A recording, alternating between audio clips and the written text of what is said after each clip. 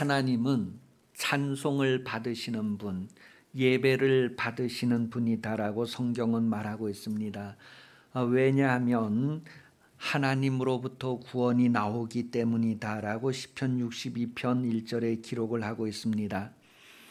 우리가 새로운 25년도를 시작하여 한 해를 살게 될 터인데, 이 한 해 동안 우리의 사정과 형편은 늘 하나님의 구원이 필요로 하는 그런 사정과 형편이 될 것입니다. 성경은 모든 사람에게 하나님의 구원이 필요하다라는 것을 말하고 있습니다.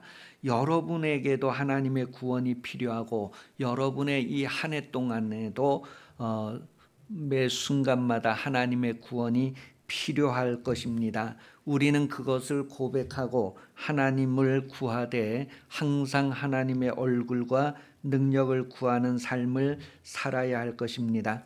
우리 한번 옆 사람을 바라보면서 이 사람은 하나님의 구원이 너무너무 필요한 사람이다. 그렇게 볼 때 불쌍히 여기는 마음, 긍휼히 여기는 마음이 생기게 됩니다. 바로 그런 마음에서 하나님의 긍휼이, 하나님의 구원이 이루어지는 것을 기도해 줄 수 있고, 또 하나님께서 그의 구원을 이루는 데 있어서 내가 참여함으로 인하여서 하나님의 좋은 것이 나타나는 삶을 우리가 만들어 갈 수 있습니다. 여러분 한번 옆 사람을 생각해 볼 때마다 하나님의 구원이 필요한 사람이다. 그 하나님의 구원이 나를 통하여서도 나타날 수 있고 다른 사람을 통하여서도 나타날 수 있도록 기도하면서 하나님이 함께 일하는 그런 삶으로 동행하는 그런 한 해가 될 수 있기를 예수님 이름으로 축복합니다. 그래서 누가 여러분 옆에 있든지, 여러분이 누구 옆에 가든지 항상 다른 사람에게 평안함을 끼칠 수 있는, 하나님의 긍휼에서 나오는 평강을 끼칠 수 있는 그런 삶이 되시기를 예수님 이름으로 축복합니다. 하나님께서는 여러분을 그렇게 쓰시려고 이 한 해를 준비하셨으니 하나님이 하시는 일에 여러분도 함께 참여하면서 동행함으로 인하여서 여러분들이 하나님과 더 많은 것을 교제하고 나누는 그런 삶이 되시기를 바랍니다. 하나님은 여러분을 높이기도 하시고 낮추기도 하시고 여러분을 세우시기도 하시고 쓰러뜨리기도 하시는 분입니다. 여러분이 성공하고 실패할 수 있는 그 모든 가운데에서 하나님이 계신다는 것을 기억하시기 바랍니다. 어떤 사람은 힘들고 어려운 삶을 살 수도 있고 편안하고 누리는 삶을 살 수도 있을 것입니다. 그러나 그런 모든 가운데에서 하나님은 찬송받으실 분이다, 예배받으실 분이다 라는 것을 기억하시기 바랍니다. 그러니 여러분이 높은 곳에 있든지 낮은 곳에 있든지 하나님은 찬송받으실 분, 예배받으실 분, 여러분은 예배하는 자라는 것을 기억하시기 바랍니다. 부요할 때에도 나는 예배자다라는 것을 기억하시고, 가난할 때에도 나는 예배자라는 것을 기억하시고, 여러분의 모습 그 상태에서 하나님을 예배하는 삶을 사시기를 예수님 이름으로 축복합니다. 어떤 사람들은 사람들 앞에 옳게 보이는 예배를 성공하려고 합니다. 그러나 하나님은 각 사람의 중심을 보시고 가장 적게 넣은 사람을 향해서 그가 가장 많이 넣었다, 전 재산을 넣었다, 그는 모든 것을 다해서 나를 원하고 나를 필요로 했다, 그러한 고백이 여러분들에게도 해당될 수 있기를 예수님 이름으로 축복합니다. 값진 진주 하나를 만났을 때 그 진주를 소유하기 위하여서 자기 집에 돌아가 전 재산을 가지고 팔아서 그 진주를 샀다, 그런 말씀처럼 여러분은 예수를 소유하시기를, 여러분은 하나님을 예배함이 아름다운 그 자리에 서기를 예수님 이름으로 축복합니다. 비록 여러분들의 그 모든 것들을 다 포기할 수 있을지언정 그 모든 것들을 값주고서라도 하나님을 예배함이 아름다움을 선택하고 이룰 수 있기를 예수님 이름으로 축복합니다. 오늘 본문은 하나님을 예배하는, 하나님께 그 예배하고 찬송을 돌려야 할 이유를 4가지를 말하는데 그 중에 한 가지만 오전 예배에 말씀드리고 나머지는 오후 예배에 말씀을 드리려고 해요. 먼저 오늘 본문에서 우리에게 가르쳐주는 첫 번째, 하나님이 찬송 받으셔야 할 이유, 예배 받으셔야 할 이유는 예루살렘을 세우시는 분이기 때문이다 라고 말하고 있습니다. 이 세운다라고 하는 그 말 속에는 이 집을 세운다는 의미도 있고, 가문을 세운다는 의미도 있고, 자손을 세운다는 의미도 있고, 또 자손이 번성해져 간다고 하는 그런 의미도 있어요. 하나님께서 예루살렘을 세우시는 분이시다라고 성경은 말하는 거죠. 예루살렘이 어떤 곳인가 하면 하나님을 찬양하는 곳, 하나님을 섬기는 곳이 바로 예루살렘입니다. 장소적인 의미예요. 바로 이 성전과 같은 장소를 얘기하는 거예요. 예루살렘은 하나님을 섬기는 터전을 말합니다. 우리가 하나님을 예배하는 바로 이 터전과 같은 거예요. 새해에 하나님을 예배하는 곳인 이 성전을 하나님께서 우리에게 세워주셨듯이 여러분의 예배하는 인생도 세워주시기를 예수님 이름으로 축복합니다. 여러분들의 가문을 세워주시고 여러분의 자손들을 세워달라고 기도하고 그 기도의 응답을 보시는 여러분 삶이 되시기를 예수님 이름으로 축복합니다. 아브라함 때에 이 소돔과 고모라 지역에서 싸움이 일어나게 됩니다. 그 싸움이 서로 이제 그 당시에는 지금처럼 거대한 나라가 아니라 이렇게 몇몇씩 부족씩 있으니까 이 부족들이 연합해서 서로 싸우고 뭐 이러는 내용이 창세기 14장에 소개되어지고 있습니다. 거기 보면 이제 창세기 14장 1절 2절 말씀을 보면 4명의 왕과 또 4명의 왕이 이렇게 두 편으로 나누어져서 이 싸우는 과정에서 소돔과 고모라가 패배하는 이야기가 나와요. 그런데 그 소돔과 고모라에는 롯이 살고 있었단 말이에요. 그래서 소돔과 고모라 왕이 전쟁에 나가서 패배를 하고 그 모든 것들을 빼앗기게 됩니다. 그 당시의 싸움은 주로 이 먹는 것 때문에 싸우는 거였어요. 그래서 이 롯의 가족도 다 붙잡혀가고 그 모든 가산도 다 빼앗겨버린 그런 소식이 아브라함에게 들려졌어요. 그래서 창세기 14장 14절 이하에 보면 아브라함이 그 조카가 사로잡혀 갔다는 소식을 듣고 소돔과 고모라에 있는 모든 먹을 거리를 다 빼앗겨버렸다고 하는 그런 소식을 듣고 자기 집에서 훈련한 그런 군사 318명을 데리고 이제 이스라엘이 저 북쪽은 단이고 저 남쪽은 브엘세바인데 저 북쪽 끝에까지 쫓아가서 구해오는 이야기를 창세기 14장에 기록을 하고 있어요. 그런데 이 아브라함이 이제 그 쫓아가서 조카 롯도 구출해 오고 소돔과 고모라의 그 빼앗겼던 물건들도 다 되찾아오는 그런 내용을 기록하는 중에 이 아브라함이 이제 승리하고 돌아올 때에 예루살렘 왕이고 제사장이었던 멜기세덱이 이 아브라함을 축복하고 대적을 이기게 하신 하나님을 찬송하라고 했을 때에 아브라함이 아멘 하고 10의 1조를 드렸다. 그런 내용이 기록되어져 있습니다.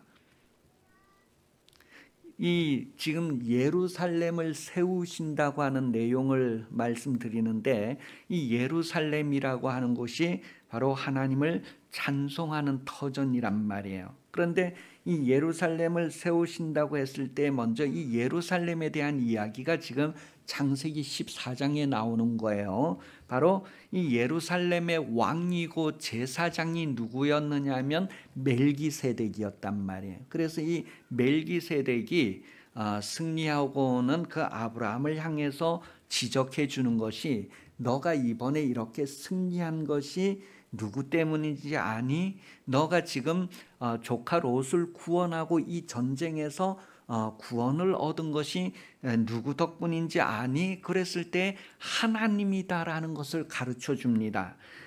너가 대적을 이기고 승리하게 하신 분이 하나님이라는 거예요. 그리고 그 하나님이 찬송받으실 분, 그 하나님이 예배받으실 분이다라는 것을 멜기세덱이 아브라함에게 얘기한 거예요. 아브라함이 집에서 318명의 군사를 훈련해서 군사를 데리고 가서 내가 평소에 군사 훈련을 잘했다. 그렇게 끝날 것이 아니라 육신으로 보면 그런데 이 멜기세덱이 나타나서 하는 얘기가 바로 너가 대적을 이기게 하시고 너가 모든 것들을 되찾아오게 하신 분이 하나님이라는 것을 말해줘요. 그때에 이 아브라함이 아멘, 맞습니다, 그렇게 고백하면서 10의 1조를 드리는 거예요, 멜기세덱에게. 그러니 10의 1조는요 대적을 이기게 하신 하나님을 인정하고 예배하는 증거로서 드렸던 거예요. 창세기 14장 18절에서 20절 내용에 보면 그와 같은 내용이 기록되어져 있단 말이에요. 그러니 여러분 11조 하는 신앙생활은 예배자로서 세워져 가는 것입니다. 11조 하는 것이 예배자로서 세워져 가는 거예요. 하나님이 구원이다라고 하는 것을 알고 그것을 받아들이고 인정하는 표로서 하나님 앞에 서는 증거가 바로 10의 1조라는 것을 말해주어요. 보통 사람들이 10의 1조는 복을 받기 위해서 하는 것이다. 복을 받기 위해서 10의 1조를 하는 것이 아니라 내 인생, 내 생애의 구원이신 하나님을 인정하고 예배하는 증거로 구별하는 것이 바로 10의 1조다라는 것을 말하는 것입니다. 이러한 신앙이 되도록 세워져 가야 한다는 것을 말하는 거예요. 그래서 세례 교육을 할 때 이제 11조 교육도 하고 이러는데 11조라고 하는 것은 내가 복 받기 위한 목적, 그걸 기복신앙이라고 해요. 복 받으려고 10의 1조를 하는 것이 아니라 하나님이 내 평생의 구원이 되신다는 것을 고백하고 그 증거로서 하나님 앞에 10의 1조를 드렸다는 것을 성경이 우리에게 말합니다. 그러니 여러분, 하나님은 여러분 인생의 구원이 되십니다. 여러분 인생을 표현할 때 성경은 창세기 3장 16절 19절에서 남자의 인생, 여자의 인생, 바로 피곤하고 수고하는 인생이다, 그렇게 정리를 했어요. 그것을 시편 90편 10절에서는 우리의 연수가 70이요 강건하면 80이라도 그 연수의 자랑은 수고와 슬픔뿐이다. 그 연수가 다 수고다. 여자도 수고로 이 아이를 낳아야 되고 남자도 수고로 이 땀을 흘려야 되고 인생이라고 하는 것은 수고다, 그렇게 표현을 하고 있는 거예요. 그리고 그러한 날들이 순식간에 지나간다, 그렇게 시편은 확인을 해주고 있습니다. 그러한 수고 가운데에서 하나님께서 여러분들의 구원이시다라는 것을 말해줍니다. 로마서 7장 24절 25절에 보면 오호라 나는 곤고한 사람이로다. 이 사망의 몸에서 누가 나를 건져내랴. 우리 주 예수 그리스도로 말미암아 하나님께 감사리로다. 그런즉 내 자신이 마음으로는 하나님의 법을 육신으로는 죄의 법을 섬기노라. 우리 피곤한 인생 가운데에서 구원해 주실 분은 예수님밖에 없다는 거예요. 하나님밖에 없다는 거예요. 여러분의 이제 25년도 삶 가운데에 여러 가지 일들을 만날 텐데 그 일들 가운데에서 구원을 해 주시는 분은 하나님밖에 없다라고 하는 것, 그것을 고백하는 거예요. 하나님이 나의 구원이십니다. 아브라함이 그것을 잘 모를 수도 있었는데 멜기세덱이 지금 그것을 지적해 주는 거예요. 너가 소유물을 다시 다 찾아낼 수 있었고 조카 롯을 구출해낼 수 있었던 것은 하나님이 하신 것이다. 그래서 구원의 하나님을 말해주고 거기에 응답하는 것이 바로 아브라함의 모습이었다라는 것을 말해요. 그것이 이루어지는 장소가 바로 예루살렘이었다라는 것을 말해주고 있습니다. 여러분 인생에서 구원은 하나님이심을 인정하고 예배자로 서는 그런 증거가 10의 1조다라는 것을 기억하시기 바랍니다. 하나님이 반드시 내 영혼에 복을 주시고 번성하게 하신다고 아주 맹세로 보증하신 것이 영혼의 닻이 되어서 하나님 앞에 나아가게 된다. 그렇게 히브리서 6장 13절에서 20절에 표현하고 있는데 여러분, 여러분의 영혼에 닻이 있다는 거예요. 우리 이 배에 닻이 있다는 거예요. 그 닻이 있는데 그 닻이 뭐예요? 우리 영혼의 그 닻과 같아서 하나님 앞에 나아가게 한다는 것을 표현해 주고 있어요. 그러니 이 멜기세덱 이야기의 핵심이 뭐냐 하면 바로 하나님께서 우리에게 복을 주신다, 번성하게 하신다. 그것을 아주 보증으로서 하나님께서 맹세하셨는데 그것이 우리 영혼의 닻과 같아서 하나님 앞에 나아가게 한다. 그 멜기세덱의 이야기의 핵심이 바로 그것입니다. 그래서 예수를 따라 나아가는 삶, 예수를 따라 예배하는 자로서 세워져 가는 것을 이 멜기세덱 이야기를 통하여 우리에게 말해줍니다. 하나님이 아브라함을 시험하시던 산이 어디에죠? 하나님이 아브라함을 시험하시던 그 모리아 산 있잖아요. 그 모리아산 이야기의 핵심이 무엇이냐면 바로 예배자로 세워진다는 것이 어떠한 것인지를 말해주는 거예요. 예배자로 세워진다는 것. 세상에서 사랑하는 것을 포기하고 예배자로 선다는 것에 대한 이야기를 이 아브라함을 통해서 보여주는 거예요. 이 아브라함이 돈보다도 더 사랑한 것이 바로 나이 100세에 낳은 이삭이었단 말이에요. 그 독생자 이삭을 세상의 그 모든 물질보다도 아브라함은 더 사랑했어요. 그런데 그 더 사랑한 아들을 내어놓기까지 예배자로 서는 그런 아브라함의 모습을 우리에게 말해주고 있는 거예요. 우리는 오늘 독자보다 더 귀히 여기는 것들을 많이 가지고 있습니다. 그래서 지금 시대는 막 아이보다도 다른 그 어떤 보물을 선택하는 경향이 막 나타나고 있는 거예요. 그럴 때 우리는 그러한 것들을 포기하고라도 예배자로 설 수 있는가? 하나님 앞에 설 수 있는가? 너가 과연 나를 경외하는 자구나. 그런 인정을 받을 수 있는 그런 삶을 살 수 있을까? 그때 그 모리아 산에서 이삭을 드리던 그곳이 바로 예루살렘이다라는 것을 성경은 말해주고 있어요.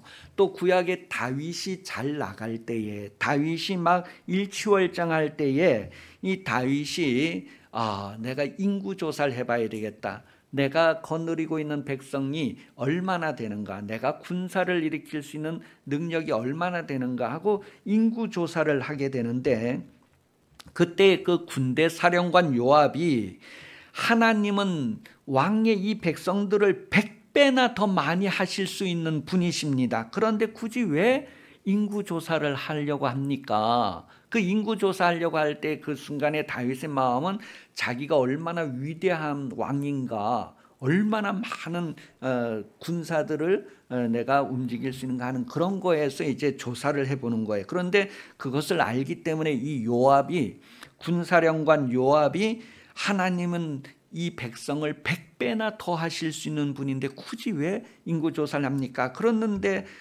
이 왕이 계속해서 재촉해서 드디어 인구조사를 하게 됩니다. 그리고 인구조사가 다 끝나고 보고받았을 때 이 다윗이 그때 가서 아차, 내가 잘못했구나, 그렇게 인정하면서 하나님 앞에 구하게 되죠. 그런데 그때 하나님께서 선지자 갓을 보내서 3가지 중에 하나를 선택해라, 그런 내용이 이 사무엘하 22장에 계속 나오는데 12절에 보면 그 3가지 중에 하나가 왕의 땅에 7년 동안 기근이 드는 것, 아니면 왕이 원수에게 3개월 동안 도망 다니는 것, 아니면 왕의 땅에 사흘 동안 전염병이 도는 것. 그랬을 때 이 다윗이 세계 중에 구할 수 있었던 것은 내가 사람의 손에 놓이는 것보다도 하나님의 손에 놓이는 거 낫겠다. 왜냐하면 하나님은 긍휼이 많으신 분이기 때문에 나는 하나님의 손에 들어가는 게 낫겠다. 그렇게 선택을 했어요. 그래서 이제 하나님께서 이 전염병이 이제 그 다윗이 점령한 그 땅에 돌게 해서 7만 명이 죽어버립니다. 전염병으로. 그리고 이제 드디어 천사가 계속해서 예루살렘을 멸망하려고 하는 순간에 왔어요. 그 내용이 이제 사무엘하 24장 16절 이하에 쭉 소개되어지고 있어요. 천사가 예루살렘을 멸망시키려고 하는 순간에 하나님께서 스톱, 그렇게 하나님도 영어를 그때 하셨는가 봐요. 그 모리아산에서 아브라함이 칼을 들고 이삭을 향하여서 확 내리치는 순간에 하나님께서 스톱.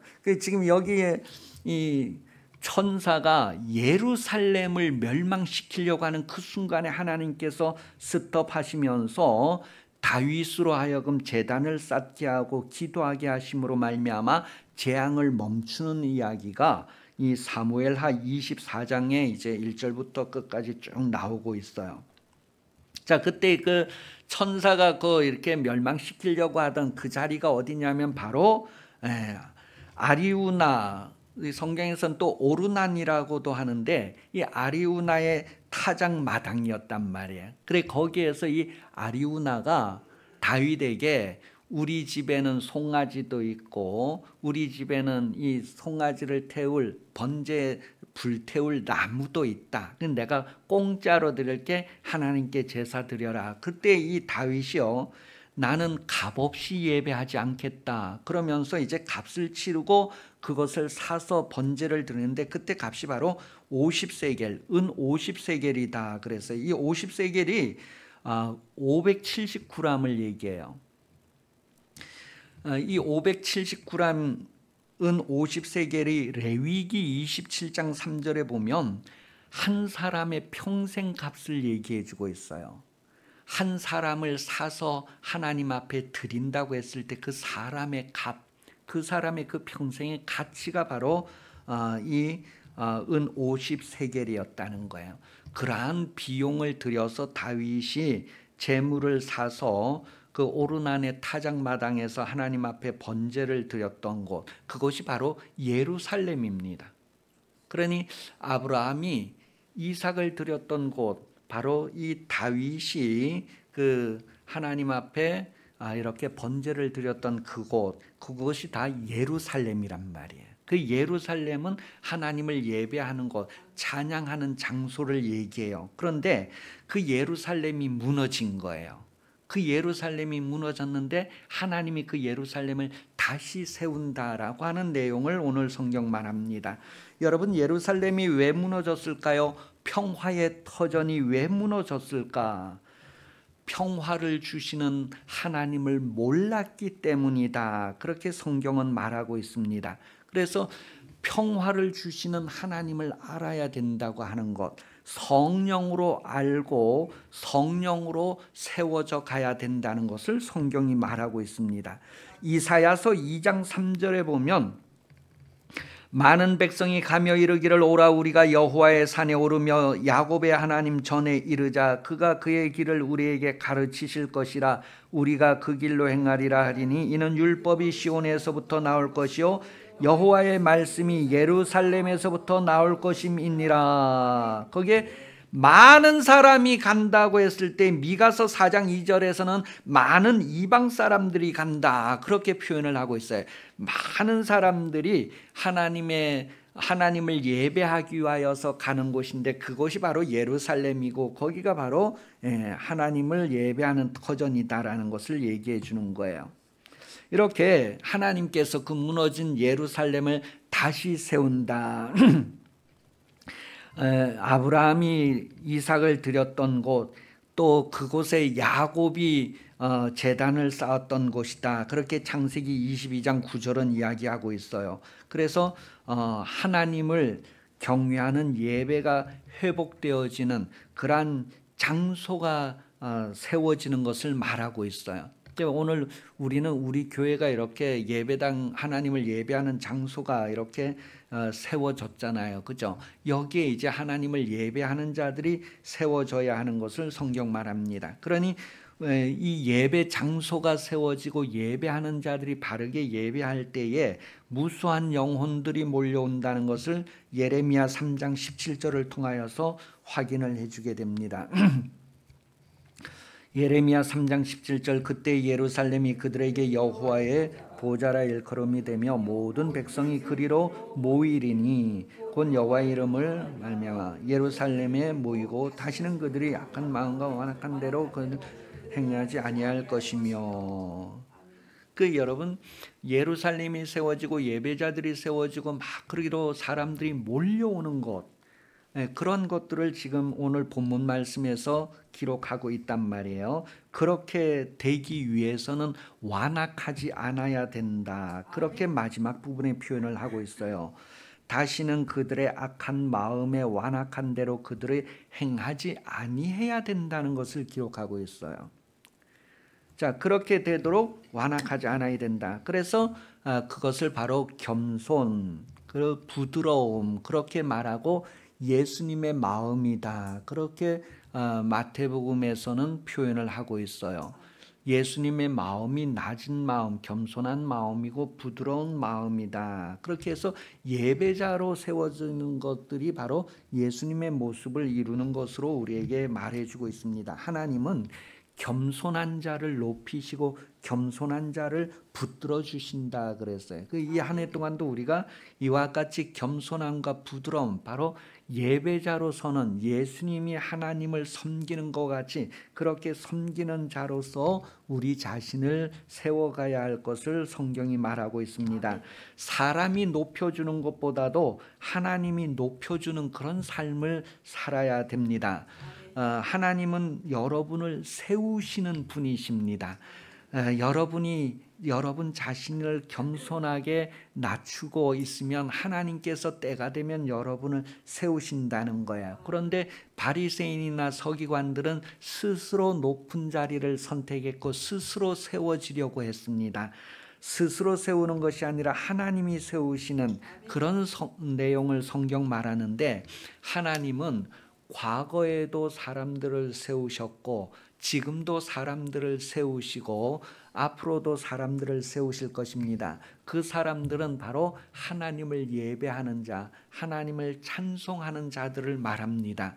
하나님께서 예배하는 터전을 세우시고 사람들을 세우신다고 하는 것. 그래서 우리 오래비제 표어가 세우시며 모으시며 고치시며 싸매시는 도 다 할 때 그 세우신다는 게 바로 예배하는 예루살렘 터전을 세우시고 예배하는 사람을 세우신다고 하는 거예요. 그래서 하나님이 구원이시다는 것을 고백하는 아브라함이 제단을 쌓고 야곱이가 제단을 쌓고 다윗이 제단을 쌓고 하는 그런 모든 것이 바로 예루살렘의 터전이 세워지는 것을 말합니다. 한 가지를. 그리고 그 예배자가 어떻게 세워지는가. 그래서 아브라함이 하나님을 예배한다는 것이 어떤 의미였는가. 그런 것들을 표현하는 거예요. 그래서 11조라는 것은 우리가 하나님을 나의 구원이시고 예배를 받으실 분이다라고 하는 그것을 인정하고 고백하는 증거가 11조고, 내가 세상에 사랑하는 그 모든 것, 독자보다 더 사랑하는 것은 바로 하나님이다라고 하는 것을 분명히 하는 것, 그런 것들이 바로 예배자로 세워져 가는 모습이다라는 것을 성경이 우리에게 말해주고 있습니다. 여러분, 아름다운 성전을 세우셨으니 이 성전에서 정말로 하나님을 예배함이 아름다운, 하나님께서 보실 때에 정말 눈에 넣어도 아깝지 않은 그런 하나님의 자녀의 예배함이 여러분에게서 이루어지고 여러분 자손 대대로 그렇게 하나님 앞에 세워지는 가문이 되시기를 예수님 이름으로 축복합니다. 기도하겠습니다. 하나님 아버지, 25년도 새해 첫 주일 오전 예배를 하나님 앞에 모이게 하시고 드리게 하심을 감사합니다. 하나님께서 첫 예배에 나와 머리 숙인 성도 한 사람 한 사람을 가까이 해주시고 돌보아 주시옵소서. 영혼이 윤택하고 잘 되는 한 해가 되게 하시고 육신의 건강으로 인하여 하나님을 기뻐하고 즐거워하며 생활의 안정과 풍족함으로 인하여 여유가 있어서 하나님을 기뻐할 뿐만 아니라 선한 사업에도 즐거이 참여하는 한 해가 되게 하여 주시옵소서. 다시 오시는 예수 그리스도 은혜 베풀어 주시며 하나님 아버지 사랑하심과 성령 도우심이 새해 첫 주일 오전 예배 참석하여 머리 숙인 성도들 위해 영원히 함께 하시기를 간절히 축원하옵나이다. 아멘.